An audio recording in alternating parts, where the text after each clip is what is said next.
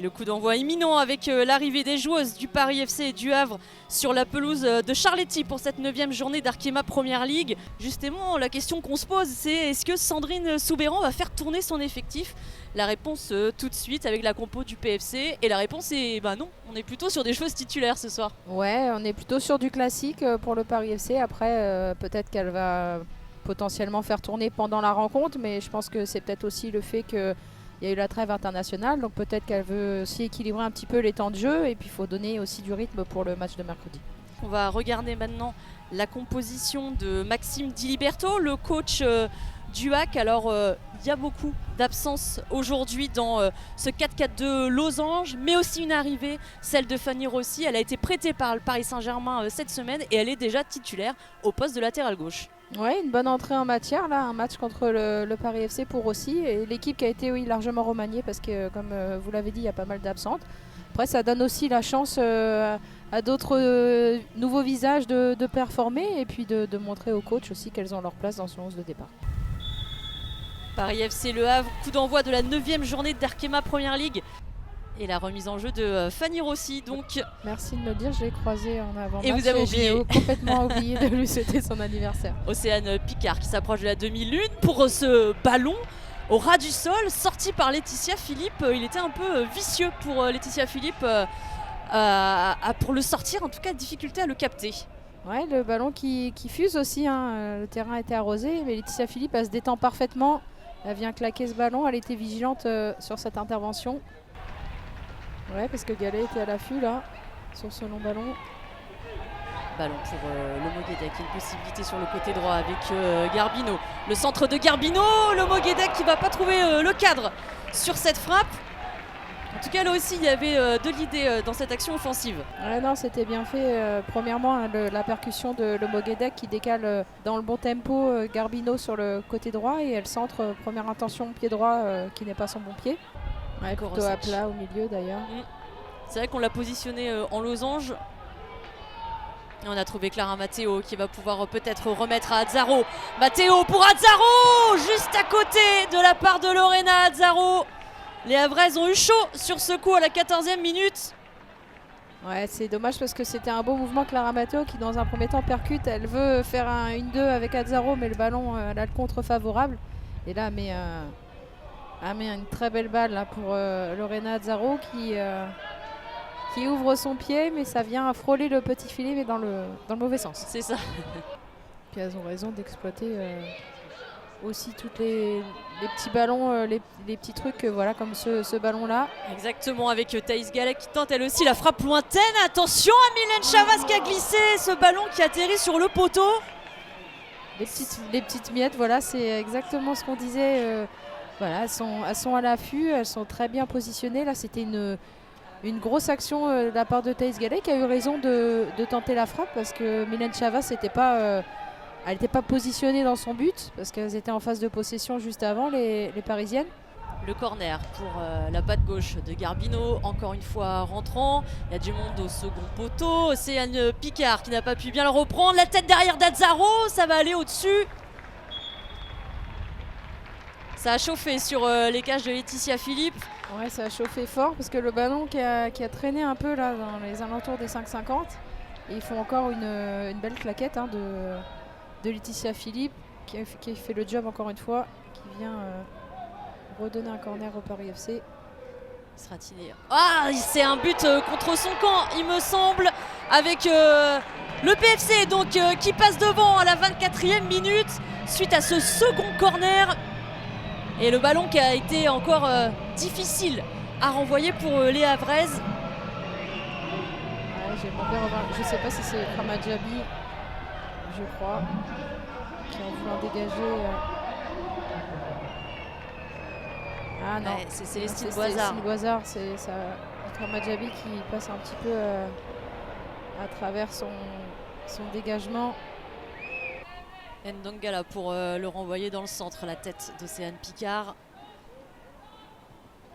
Et Kouach qui va remettre sur Laetitia Philippe. Attention, il y a Azzaro qui est juste derrière. Faut qu'Angela Baron le dégage. C'est fait et c'est très bien fait puisqu'en plus ça arrive dans les pieds de Rossi. Ouais, elle a bien géré son intervention là, Baron, parce que c'était pas facile. Philippe et Azzaro qui se sont un peu télescopés, ça lui a donné un petit temps d'avance. Attention à ce ballon pour Thaïs Gallet dans les pieds de Mylène Chavas qui l'a stoppé en 2 temps. C'est bien défendu là encore par le PFC qui peut amorcer une offensive avec le Moguedec.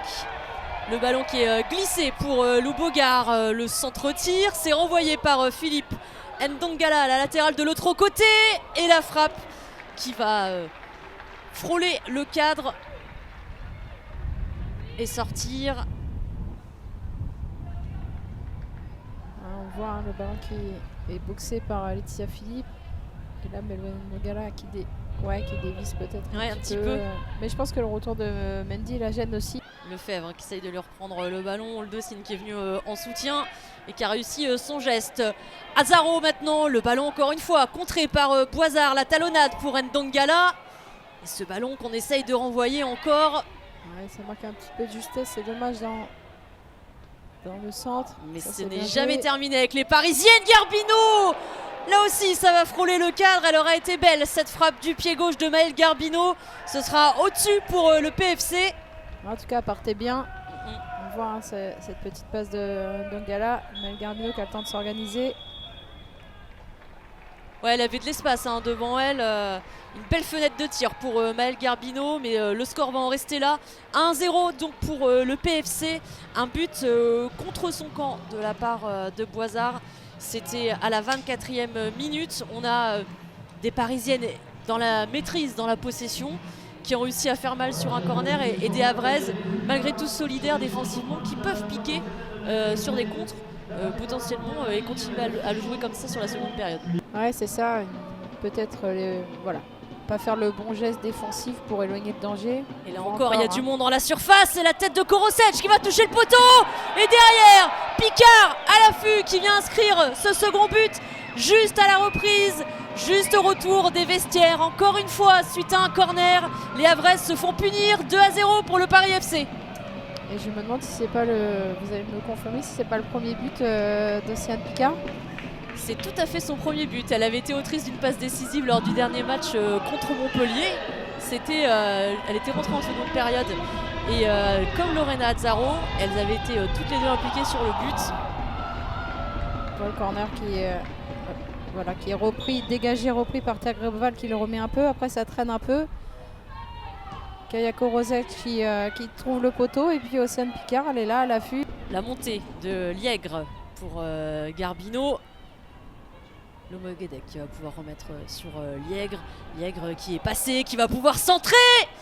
Et Laetitia Philippe en 2 temps qui peut reprendre ce ballon. Elles attaquent fort en tout cas. Encore une fois, Garbino va mettre en retrait pour Korosec. Elle n'a pas pu tenter de frappe, elle a été bien gênée. Bogar maintenant. J'ai cru qu'elle allait nous refaire le coup, Lou Bogar, mais ça va passer au-dessus. Elle a mis une frappe un peu lourde là, très légèrement lourde. Qui prenait un bon chemin, mais il n'est pas passé très loin. Elle a été belle cette frappe de Lou Bogar.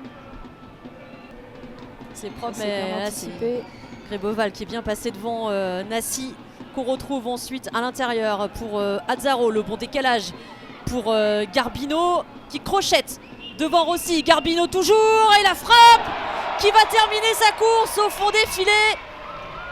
3-0 maintenant pour les Parisiennes qui ne cessent d'attaquer la cage de Laetitia Philippe depuis le retour des vestiaires et qui sont récompensées donc avec ce 3e but. Ouais, Maëlle Garbino, c'est bien fait. On sait, elle est gauchère, donc potentiellement son chemin préférentiel, c'est venir se remettre sur son pied gauche. Mais là, elle le fait très bien. Elle vient percuter, puis elle fait son petit crochet au bon moment. Puis après, voilà, elle fait feinte. Et après, la frappe est imparable.